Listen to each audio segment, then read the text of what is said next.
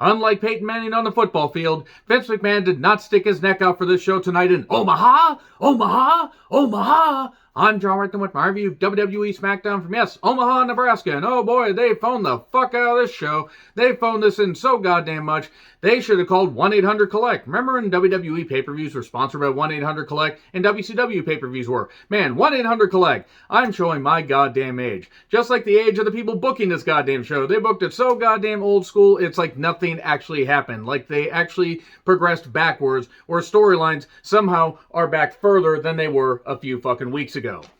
Yeah, this show wasn't very good. It was easily one of the most phoned-in Smackdowns that they've done in a while. I didn't expect much. I really don't expect much from weekly WWE TV, and even weekly AEW TV is kind of hit or miss.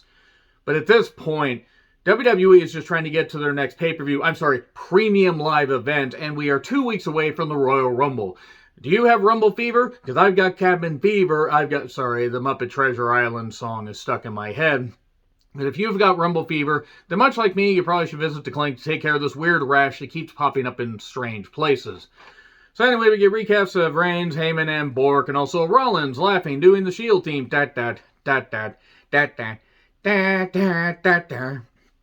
Anyway, so Seth Rollins is laughing backstage. We get a face-to-face night between Rollins and Reigns. Also, Lita is here in Omaha. I mean, I got nothing against Lita, but really, Omaha's the best. Sorry to anybody in Omaha that happens to be watching this, all 5 of you that happen to have access, through the internet, through the various cornfields that you guys have there. I'm nothing, honestly, against Omaha or Nebraska in general, but just, really, Lita in Omaha. I mean, we could go with the Omaha thing, but we're not going back to the whole when Edge speared Lita thing. Man, she just got the raw deal there, if you'll see what I did there. So anyway, Usos are out first. One of them keeps saying yeet a lot. They weren't throwing things, though. Somebody had to tell me that yeet means that somebody's being thrown. I actually don't know what the fuck that means because I'm white and old. So, they talk about how they beat the New Day. They bring out some tag teams, and the winning tag team of these 4 teams will face the Usos at the Royal Rumble. Or next week. I don't really know. I don't really care, and I don't know what the fuck the Usos are saying. So, Los Lotharios, Angel and Humberto, Angel Garza and Humberto Carrillo, or possibly just A and H by the time they finish shaving off all the layers of their name. Ha ha! AH! It's like that ACH guy we had. Wait, hey Paul, didn't I fire him? Yes, Vince. You fired a whole bunch of my guys. Ha ha! So anyway, also Cesaro and Mansoor. Why they're a team, I don't know. I really don't know. I mean, I guess they couldn't have Ricochet team up with Cesaro because he's in a match later tonight. And the Raiders and Jinder and Shanky. We the ones. Then they super kick a couple people. They get into a brawl. The Usos join commentary. Well, they're at least better than Michael Cole, who is so fucking bad at his job. Time to join the raid. If the raid means that somebody can just tip tables over on him and just bury him under a pile of rubble, and the only way we will get him out is when he decides to leave fucking WWE commentary forever. He doesn't even have to leave the company. Just leave television. Get the fuck out. Stop. Don't do this anymore. God, Michael Cole sucks. Anyway, Jinder and Shanky versus the Raiders versus Cesaro, Mansoor versus Lothario. Anyway, the Angel Humberto experience. Stop thinking about it. I know who you are, and you know you're thinking about it. 4-way match. Number 1 contenders. It was a mess. Was it bad? It wasn't bad. It just wasn't necessarily great, and this is the state of the tag division. Also, commentary reminded us that Jinder is a former WWE champion. Why would anyone want to be reminded of Jinder being WWE champion? Nobody liked Jinder being WWE champion. If you think you did, you're wrong. Or you've endured a whole lot of head trauma. I don't really get it, but in all honesty, you're not wrong. I just don't get it because Jinder as WWE champion was abysmal. He tried. Oh my God, did he try? And the ratings kept falling down. In this institution. I don't know how I was going to get to the end of that lyric. Tower of Doom at one point. And a face full of Viking taint and Viking ass at one point. And the Raiders win. Yay! Of course, Omaha cheers for the 2 Caucasian men stacking and topping a Hispanic man. News at 10. Royal Rumble ad, where the only way to be eliminated is to be thrown over the top rope with both feet touching the floor. Technically, Kerry Von Erich has never been eliminated from the 91 and 92 Rumbles. I'm going to keep saying that joke because you know why? It's funny.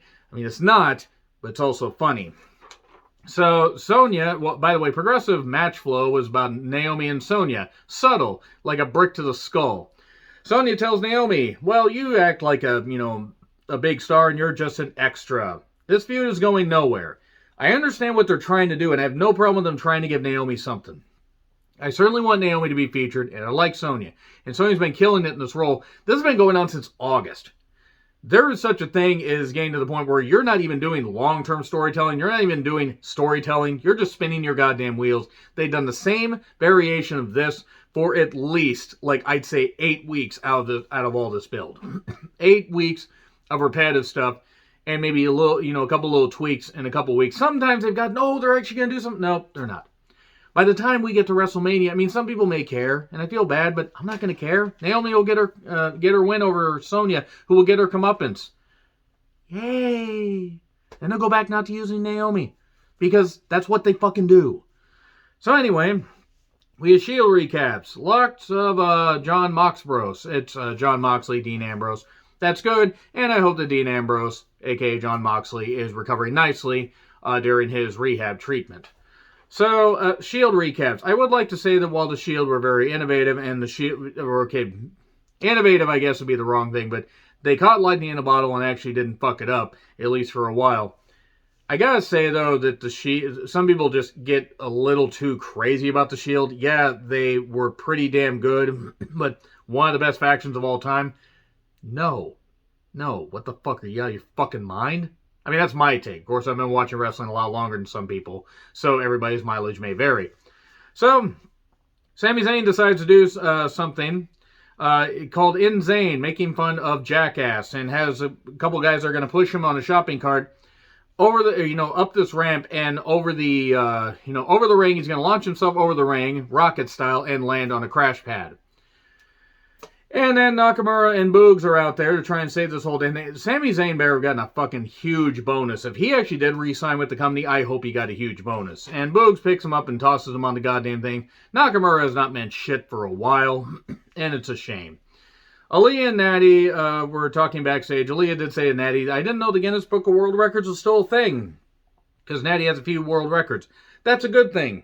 She talks about also the fastest finish to a match in history. She wants to get that. So I wonder if they could have telegraphed this shit more. Natty keeps talking about, the Guinness Book of World Records and everything, and Natty beats the shit out of Aaliyah for about 15 years. I love Natty, and Aaliyah is certainly, she is moving remarkably well, despite the fact that August 2001 plane crash happened. I don't know how the hell anybody would be the same after that, but Aaliyah and Natty, the match starts, and literally, roll up 1, 2, 3, 3.17 seconds, and WWE has basically just effectively said to Natty, you're going to keep re-signing, we're just going to keep doing this shit with you. And Natty's very good. I'm not saying Natty needs to be a world champion, maybe one more run. I'm not saying anything bad, but Aaliyah, who was in developmental for how long? I just don't get it. I just don't fucking get it. Aaliyah did earlier say that at least she's not going to, hopefully she doesn't throw up, which at least she's not making fun of that, but being good-natured about it, and hopefully she's all right. Because that's a little bit, wrong when it comes to the nerves and everything, but this is what they did with the women. Well, actually, they did one more thing. So, boy, apparently it was cold in Pierce's office, and then it was too hot in Pierce's office and everything. Gee, I wonder what this is about. I thought it was going to be a Glacier debut at the Rumble. That would have been funny. And then they show more Shield recaps. There's always a plan B. Damn you, Mommy Dearest, I should have listened to you. So anyway, yeah, that's the wrong kind of plan B, though, because I need to hang my jacket up on that goddamn thing, actually. But seriously, Mommy Dear, no wire hangers, you gotta listen to her. Because otherwise, she's just gonna go nuts. Nobody has any goddamn clue what I'm talking about. Nobody that is watching this channel has a clue what Mommy Dearest is. So anyway, Cole interviews Lita. Why is Michael Cole here? Genuine question. Lita says, I've got one more run left in me. Okay. And I love Lita, don't get me wrong. Lita got the Raw deal quite a bit. And the exit in 2006 was pretty fucking bullshit. But here's Charlotte. I have no goddamn idea what the hell Charlotte was wearing. I really have no fucking clue. It was like something out of like Saturn 3 or out of Flash Gordon Flash. If I had the budget that Derb did, or the software, I would have included the Flash Gordon Savior of the Universe thing. Oh boy, she was sausage packed in that goddamn outfit. That couldn't have been comfortable to move around in. Lita says that, well, hey, Charlotte, you've got a giant head. And then she repeats it a lot, and the crowd starts chanting giant head, or they dub in a chant that says giant head. Lita got a pretty good reaction in Omaha, and then she hits a twist of fate on Charlotte. I mean, good Lord, I have not seen a Flair corpse like that since March 29th, 2013. So, that was just really, really bad. Sheamus then tells Megan that he will beat Ricochet off next. I think that's what he said. Sheamus has the same theme. Ricochet has a new theme. In all seriousness, that latest Charlotte segment was bad, because Charlotte, I hope that Charlotte steals up soon so she doesn't have to be there, because she doesn't contribute anything positive to WWE programming anymore. Sheamus beat Ricochet in a match that was fine. I mean, Ricochet at one point did a sunset flip bomb and then got a face full of Irish taint. Again, stop thinking about it.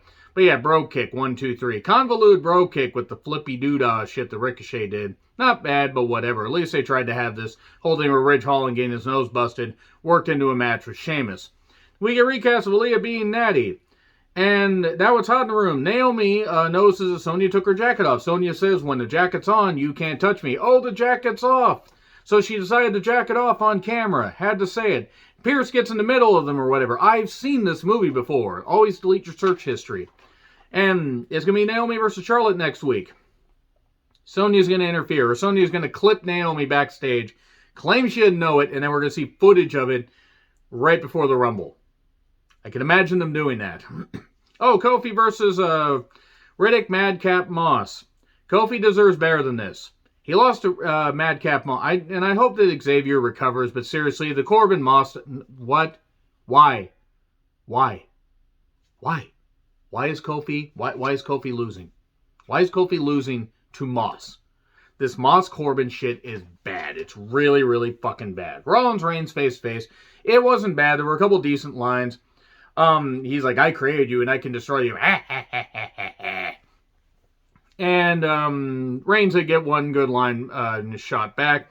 If I wanted to work with a megastar, I would have chosen your wife. Ooh. And then the Usos show up, and Rollins ducks and dodges and does the CrossFit thingy, and gets around him and then gets out the ring. Okay. That's all I got to say about that. Oh, anyway, agree, disagree, what I said, like, share, subscribe, Twitter handle in the description. I'm John Ritlin. I'll see you soon.